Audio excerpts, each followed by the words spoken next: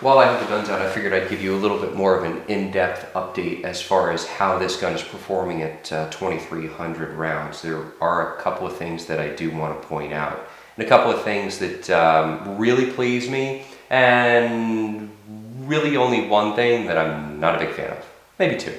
So to start, magwell is still in good condition. I do a ton of reload practice on this thing. I do a lot of live fire reloads as well. Normally what you'll see is that when you've got metal magazines like on an M&P, and you're sticking them into a polymer frame, like an XD or something like that that also has metal magazines, you tend to chew the crap out of the bottom of the gun. One of the things that can alleviate that issue is instead of just simply reloading with a blank or empty magazine, you go ahead and stick a couple of dummy rounds in here. So that way the feed lips aren't quite, hanging out in space, and if you end up boggling a reload going in sideways or something like that, you're not jamming the metal portion of the magazine into this area. So that's one thing that can help, kind of mitigate that issue a little bit. So magwell's in good condition. One really nice thing that I like about the gun, and it's really not a big deal, this is purely aesthetic, but because of the fact that the slide and the frame are essentially the same width. Actually, the frame is slightly thicker than the slide. What you end up with is a slide that really doesn't receive a whole lot of holster wear. I mean, after 2,300 rounds, countless draws, live fire and dry fire, there's no real wear on this gun at all. I mean, the melanite is holding up really, really well. You can see there's just a little bit of silver starting to show through right on that corner. Now, having said that, the frame itself takes the brunt of the beating. So we're going to have to see how the polymer holds up. And for me, that is definitely a very kind of reversed situation, whereas with Glocks, the slide is slightly thicker, so you tend to get a lot of wear around your muzzle, and the frame just basically sits there in space and only gets dirty. On this one, every time you draw, you're essentially dragging the frame on the side of the actual holster. So there's a little bit of wear. I mean, I haven't worn a hole through it yet. I would imagine it's probably going to take a long time for me to essentially, start wearing out the dust cover, but I don't know if you can see on the video, there's a little bit of scuffing there, but ultimately, who cares?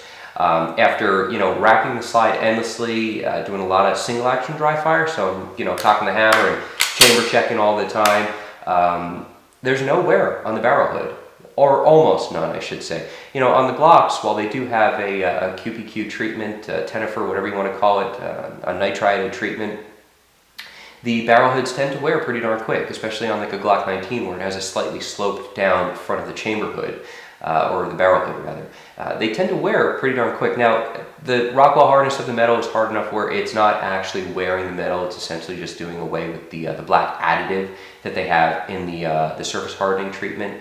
But, ultimately, I like to see a nice, solid finish on the guns, and I do believe that, the black not wearing is part of a good finish. So that definitely makes me pretty darn happy.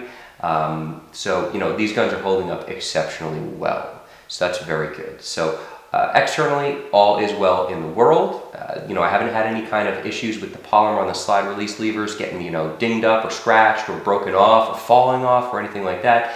None of the pins have moved except for the trigger pin, which is one thing that I don't love about this gun. The trigger pin does walk a little bit. Now, when I say it walks, it comes out on the left side of the gun, but it doesn't come out of the gun.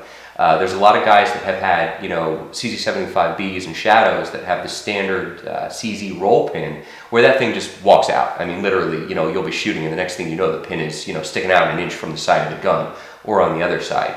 This one just kind of protrudes and then stops because it is similar to the Cajun Gunworks design pin, where it has kind of like a big fat H shape, so it's thick on the ends, and then on the interior it narrows down so the spring fits in the center.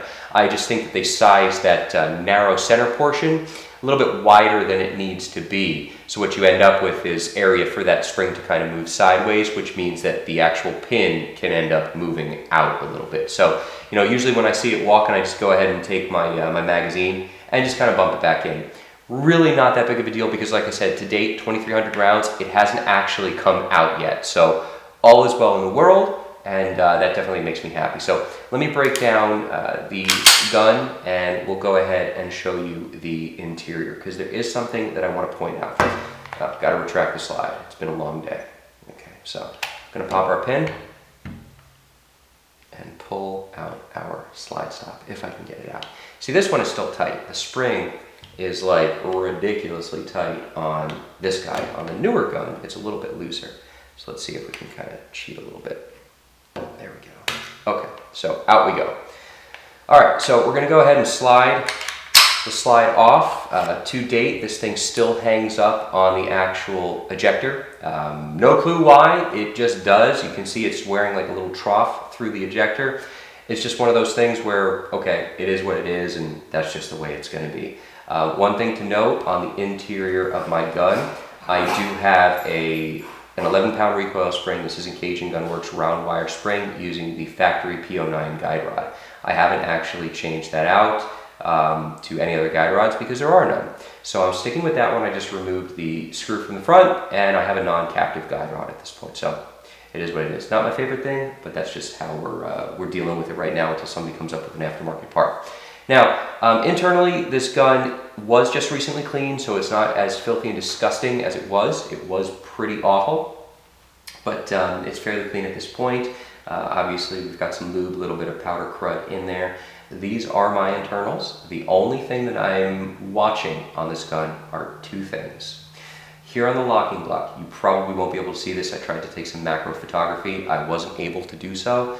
There is a little bit of peening on the actual frame rail side, and it kind of has like a corner that's edged up a little bit. Now, I have no idea what that's from. I don't know if it's quote-unquote damage or if that's just a wear pattern. And the reason why I say that is anyone that's shot a lot of Glocks knows that over time and a lot of rounds, your locking block will actually shift in the frame.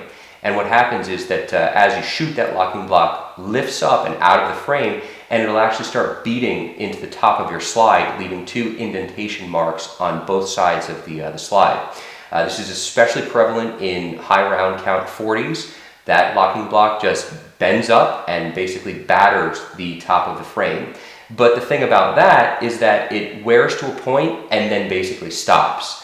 So because this is my first P09, I really can't say if that's something that is, you know, normal. Obviously, I don't like to see any damage, but or any wear like that. But it might just be one of those things where that's as far as it's going to go, and that's where it ends. So I'm keeping an eye on this, and obviously, as I start shooting the other P09, I will also keep my eye on that. Now, one thing to note, amongst myself and all my friends, I am the only one with this kind of wear on the actual frame. So we're watching this, we will report back accordingly, and we'll let you guys know if it gets any worse. So, you know, as you can see on the actual slide, the rails are pretty darn clean. There's really no issues there as far as, you know, that locking block causing any humongous problems with function. So I am watching, there is a little bit of peening right there. So again, I will keep my eye on this, and as I shoot, I'll let you guys know. You can actually see that here, or I hope you can see, there's a little bit of silver, which means that there's metal on metal contact there, and that is definitely, you know, a high wear area. So other than that, that is essentially the inside of the gun. How it looks today after, you know, 2,300 rounds, it's still looking pretty darn good. Again, the polymer is holding up very well. All of the internal components seem to be holding up very well, and I'm relatively pleased with how we're doing. So I will continue reporting back as I shoot these things, and if you guys have any questions, by all means, please post, and I will answer them as soon as I'm available. So take it easy, guys.